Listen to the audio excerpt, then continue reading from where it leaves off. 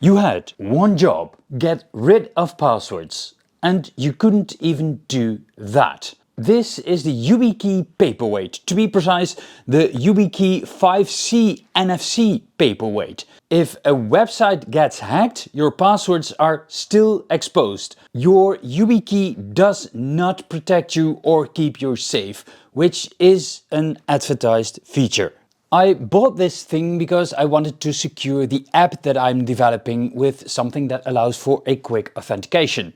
This app needs to authenticate 10 users at least 50 to 100 times a day, and now they have to type in their password 50 times a day, which is incredibly annoying. Let's take a look at the website of Yubico and the claims they make. Powerful protection, instant access. Stop cyber attacks, over here, a lie.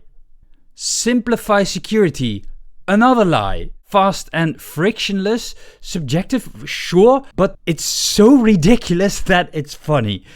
Easy to deploy, yeah, come on, that's laughable. All buzzwords that don't mean anything. How it works: plug in and tap YubiKey. No software needed to install. Also, that's a lie, you need to install software. Okay, next one. Instant login. Again, a complete lie, you need a PIN code and tap the key. Stay protected, say goodbye to phishing, takeovers and resets. Come on, it doesn't replace your password, so these three things can still happen. Let's scroll further. How YubiKeys protect you online. Ready to ditch passwords? Start here. You still need passwords. Why passkeys are the future of login security. Again, a complete lie. Don't confuse passkeys with a YubiKey. A passkey is a cryptographically generated password that is stored in the TPM module or TPM chip of your computer. You know, that is the chip that Microsoft made such a big fuss about with the introduction of Windows 11. You needed to have that TPM chip, otherwise your computer was garbage. But that cryptographically generated key, so that long string of characters and numbers, can also be stored on a YubiKey. The YubiKey is a physical thing and a passkey is just a string of letters and numbers. But that is still a password, no matter how fancy the name is. And let me ask you this, if this statement was anything to be true, why is nobody using it? Phishing proof your enterprise, start here. Again, a lie, you still need passwords that can be cracked. Protecting shared workstations without a hassle. Come on, this is total bullshit. YubiKeys are a tremendous hassle. I won't bother you with the rest of the lies on their site. When I started to use the key, I want to read the manual because I want to understand how it works. But of course they don't bother with providing some information. Just look at the website. Okay, so surely there is useful information on that website. Nope! There is a very generic video that tells you basically, well, you can use the key by plugging it into your computer. Great! I wish it was that simple. I had to Google at least 100 things and watch a gazillion YouTube videos to understand how it works and that it lacks the basic features that they advertise. So how can you authenticate a user in a software system, for example? First of all, with something that you know, and that can be a password, the name of your pet, your favorite color, your mother's name.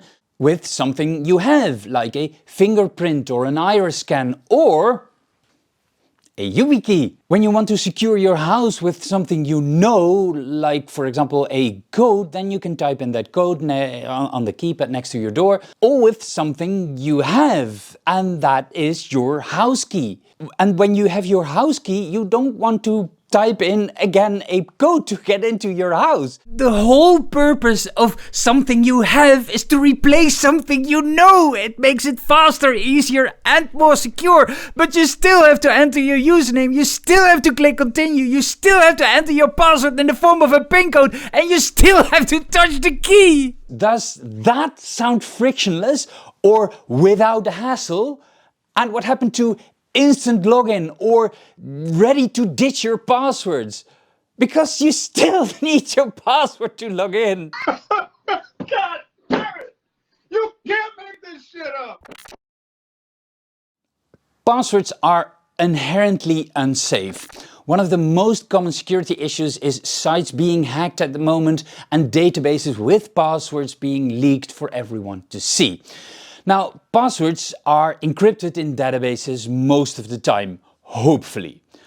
But there are so-called SEC lists, security lists, floating around on the internet with 10 million of the most common used passwords. So when they want to try every single password to get into your account, they start with those 10 million, because they literally have the most chance of success. The 10 million most used passwords are also available in the encrypted version in so-called rainbow tables. In other words, bad actors only have to look at the encrypted password and look it up in a rainbow table, and then they have your password. And what is the first thing that hackers do after getting into your account with your password?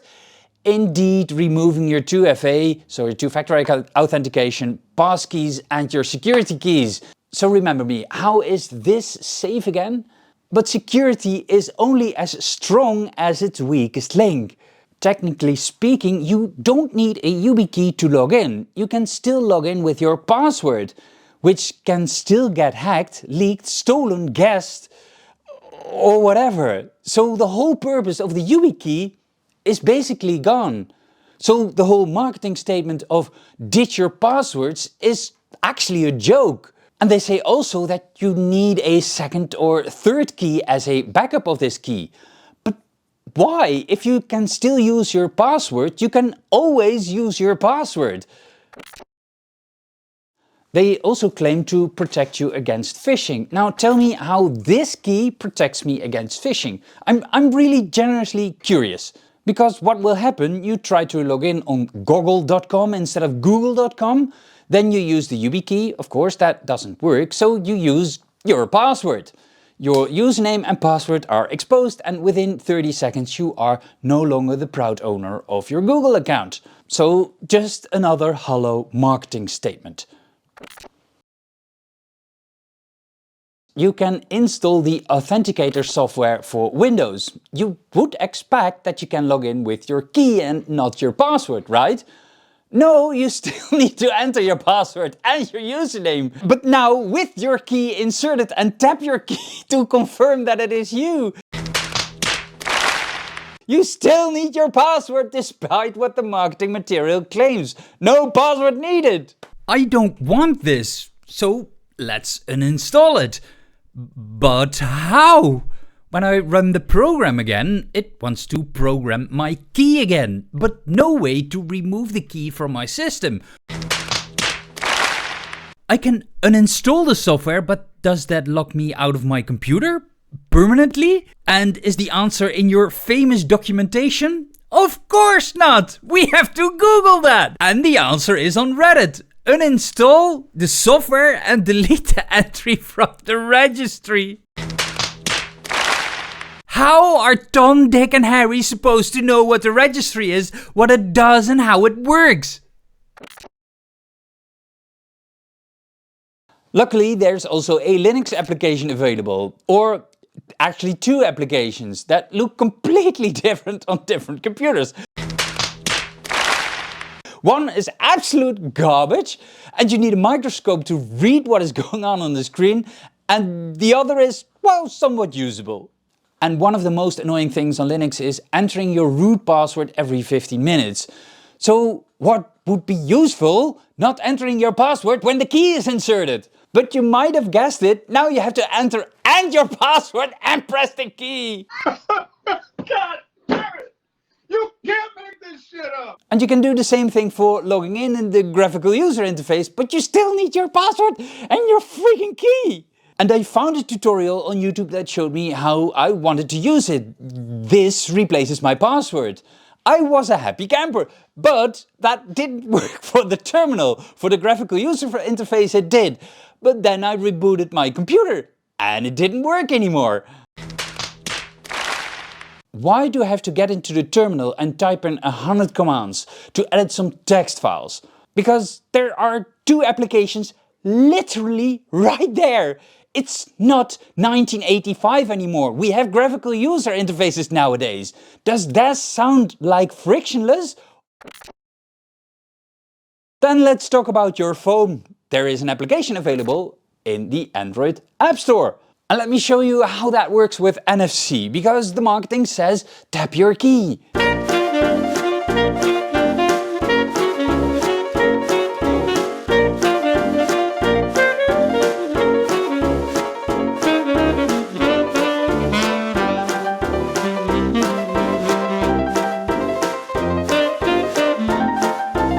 It's literally faster to type in your password. Frictionless or without a hassle? And of course you can log in with the key on your phone, so you don't have to type in your password, because that freaking fingerprint reader never works when you want it to. Like they claim in the passwordless future. No, of course not. Okay, but what is a YubiKey then? Well, a YubiKey is basically an extra way of logging in. But with every method that you add of logging in, you make it more insecure. Because there are literally 3 times the amount of keys that can be lost or stolen.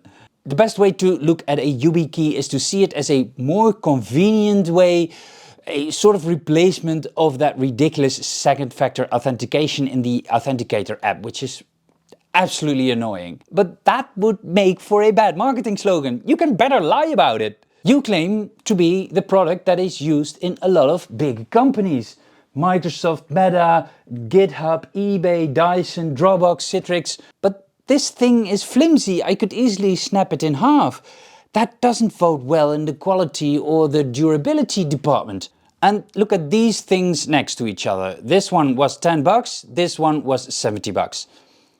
Which one is more prone to break? This thing is purely metal. If I want to snap it in half, I even can't. This is flimsy. And this is why I chose the NFC model. Because then you can do it wirelessly. You don't have to input it every single time in your computer or your phone, for example. But NFC doesn't exist on most computers. Phones, yes, but not computers. But luckily, when this thing breaks, I can still use my password. What I can't find anywhere is how many reads and writes does this thing have. Because if it is anything like a USB drive or an SSD in your computer, you have a limited amount of writes per memory cell. And after that, it's broken, you can't use it anymore. Is it 10 times? Is it 100 times? Is it 1,000 times? Is it 10,000 times? And does it have wear leveling, so it moves data around on the stick? And this is the reason why you can't fill up your SSD to the brim, because then it can't move data around and it breaks your SSD drive faster. But then how much data should I leave empty on this thing? And with a USB drive of 5 bucks, I don't care, I just buy a new one. But this one is 70 bucks. And it contains sensitive data. I do care about that. And another thing, I assumed that a YubiKey would give me protection against cookie stealing. Anyone with my cookie can log into my Google account or any other account on the internet, whether it being Instagram or Facebook, whatever. If Google would send me a challenge to my YubiKey, for example, every 10 seconds or so, or 30, then they wouldn't have to rely on those insecure cookies. But the YubiKey is only for that one-time login. So the increase in security is minimal. So why would I buy this thing? So how should this thing have worked based on the marketing? It should have literally be the key that encrypts. So literally the key for all your authentication. When this thing is inserted, you can log into everything without having to authenticate. The login screen literally redirects you to the authenticated environment when the key is inserted. No touching the key. And when you yank it out, your computer logs automatically out and you can't use any website or any application that uses authentication. Then it would be passwordless. Then it would be frictionless. Then cookie stealing with malware is not a viable attack anymore. And then and only then you can say that it is safe against phishing and malware. They fooled everyone with their marketing, including me, and I feel very stupid for that. And if they're lying about this much, what else are they lying about? And I'm starting to suspect that this thing isn't even secure at all. Let me know in the comments if you want me to make a video about testing the security of this thing and to see if it's actually safe.